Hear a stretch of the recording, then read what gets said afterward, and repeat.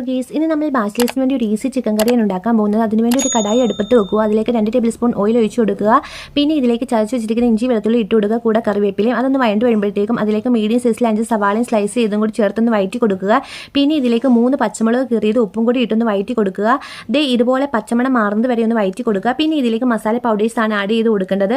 1/4 table spoon മഞ്ഞൾപ്പൊടിയും 2.5 table spoon മുളക് പൊടിയും 3 ടേബിൾ സ്പൂൺ മല്ലിപ്പൊടിയും 1 ടേബിൾ സ്പൂൺ ഗരം മസാലയും 1 ടേബിൾ സ്പൂൺ ചിക്കൻ മസാലയും കൂടി ചേർത്ത് കൊടുത്തതിന് ശേഷം മസാല പൗഡേഴ്സിൻ്റെ പച്ചമണം മാറുന്നത് വരെ ഒന്ന് വഴറ്റി കൊടുക്കുക. പിന്നെ ഇതിലേക്ക് ചേർത്ത് കൊടുക്കുന്നത് കട്ട് ചെയ്ത് വെച്ചിരിക്കുന്ന 2 തക്കാളിയും കൂടി ചേർത്ത് കൊടുത്തിട്ട് നല്ല സോഫ്റ്റ് ആവുന്നത് വരെ ഒന്ന് വഴറ്റി കൊടുക്കുക. പിന്നെ ഇതിലേക്ക് ക്ലീൻ ചെയ്ത് വെച്ചിരിക്കുന്ന ചിക്കൻ ആഡ് ചെയ്ത് കൊടുക്കുക. കുറച്ച് ഉപ്പും കൂടി ഇട്ട് കൊടുക്കുക. 1 കപ്പ് വെള്ളം കൂടി ചേർത്ത് വെച്ച് അടച്ചു വെച്ച് 10 മിനിറ്റ് ഒന്ന് വേവിച്ചെടുക്കുക. അതിനുശേഷം മൂടി തുറന്ന് 2 ടേബിൾ സ്പൂൺ കുരുമുളക് പൊടിയും ആവശ്യത്തിന് കറിവേപ്പിലയും കൂടി ഇട്ട് കൊടുത്തതിന് ശേഷം വീണ്ടും അടച്ചു വെച്ച് 10 മിനിറ്റ് ഒന്ന് വേവിച്ചെടുക്കുക.